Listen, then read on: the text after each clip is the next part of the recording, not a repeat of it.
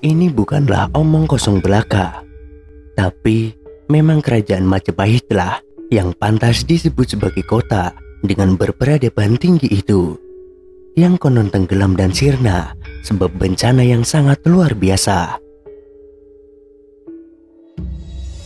Ada beberapa alasan yang membuat penilaian ini sangat akurat dan tak terbantahkan. Yang pertama, dari segi pengertian, yaitu apa sebenarnya yang dimaksud dengan kota Atlantis. Kerajaan Majapahit sangatlah memenuhi syarat. Kemudian yang kedua, dilihat dari sisi kejayaan dan kebesaran peradabannya.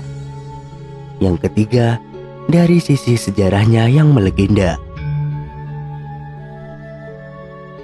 Meski keduanya sangat diyakini sebagai kota atau negeri dengan kejayaan dan kebesaran peradabannya, nyatanya sama sekali tidak menyisakan bukti atau fakta yang mendukung.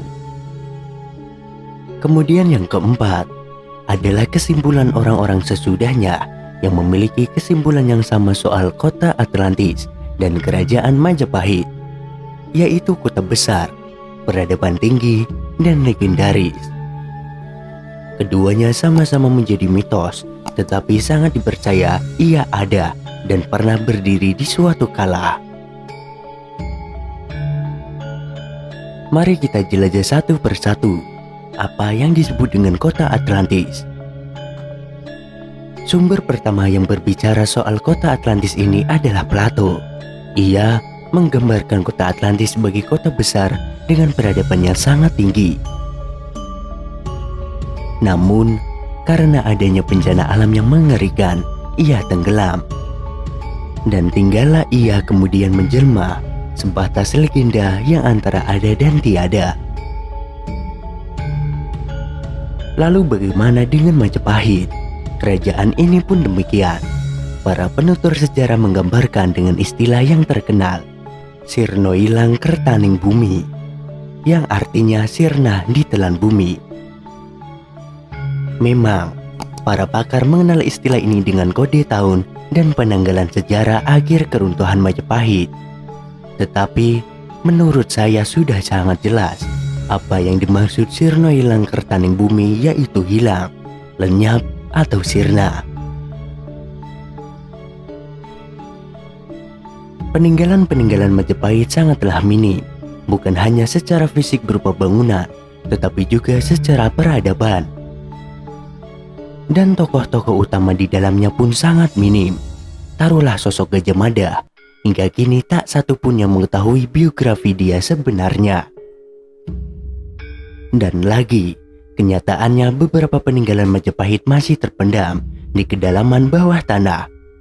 Dan hingga sekarang masih belum ditemukan kecuali hanya sedikit saja.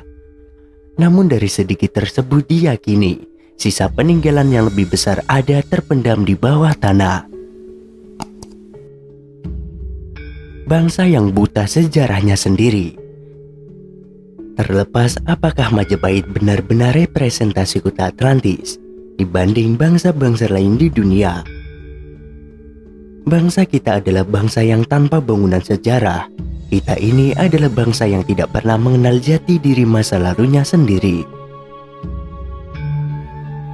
Seberapa besar kita mengenal sejarah Majapahit? Kenapa kita membangga-banggakannya? Bahkan dijadikan spirit bangsa. Apa yang dapat diambil dari kerajaan Majapahit yang bahkan sejarah lengkapnya saja tidak tahu sama sekali? Kecuali hanyalah gembar-gembor kebesaran yang tidak ada bukti dan faktanya sama sekali itu. Simpel saja. Siapakah Mahapati Gajah Mada sesungguhnya? Benarkah ia memang betul sosok panglima yang kuat, cerdas, dan punya cita-cita besar? Kalau memang benar, dari mana kita mengetahui itu benar, jika sejarah hidupnya saja tidak diketahui oleh sejarah? Dalam beberapa kasus, peninggalan sejarah kita mengenai Majapahit ditelantarkan. Apa yang sudah kita perbuat dengan sisa-sisa peninggalannya sama sekali tidak ada perhatian berarti, baik oleh pemerintah dan rakyatnya. Yang paling miris, banyak sejarah yang syarat pecah belah, yaitu mengenai kedurhakaan Sultan Raden Patah pada Raja Brawijaya, yang konon katanya menyerang Majapahit sehingga menyebabkan kehancurannya. Juga dikatakan, sampai-sampai dibilang menghancurkan peninggalan-peninggalan Majapahit. Padahal secara fakta, banyak peninggalan non-Islam yang masih eksis di Nusantara. Bukti bahwa tidak ada bukti logis bahwa pernah ada pertikaian antara kerajaan Demak dengan Majapahit. Sampai saat ini kita belum pernah mencoba mengeja dan menguji pandangan ini. Namun, ada yang menyatakan bahwa beberapa peneliti percaya Atlantis memang ada di Indonesia. Para peneliti Amerika Serikat menyatakan bahwa Atlantis is Indonesia. Hingga kini cerita tentang benua Atlantis yang hilang masih terselimuti kabut misteri.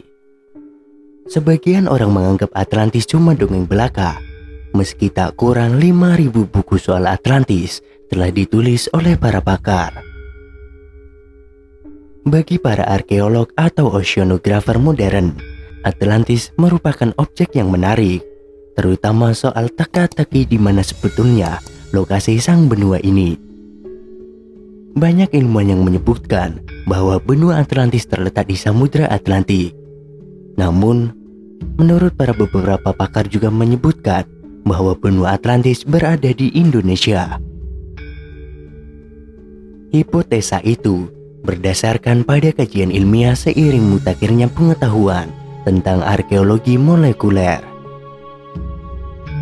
Salah satu pulau penting yang tersisa dari benua Atlantis, jika memang benar, adalah Pulau Natuna di Riau. Berdasarkan tentang biomolekuler, penduduk asli Natuna diketahui memiliki gen yang sangat mirip dengan bangsa Austronesia tertua. Bangsa Austronesia diyakini memiliki tingkat kebudayaan tinggi, seperti bayangan tentang apa bangsa Atlantis yang disebut-sebut dalam mitos Plato. Ketika zaman es berakhir, yang ditandai tenggelamnya benua Atlantis, bangsa Austronesia menyebar ke berbagai penjuru.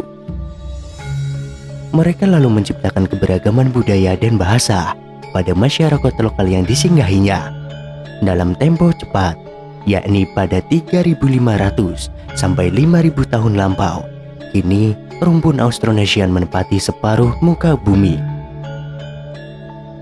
Dominasi Austronesia sebagai rumpun bahasa merupakan sebuah fenomena besar dalam sejarah manusia.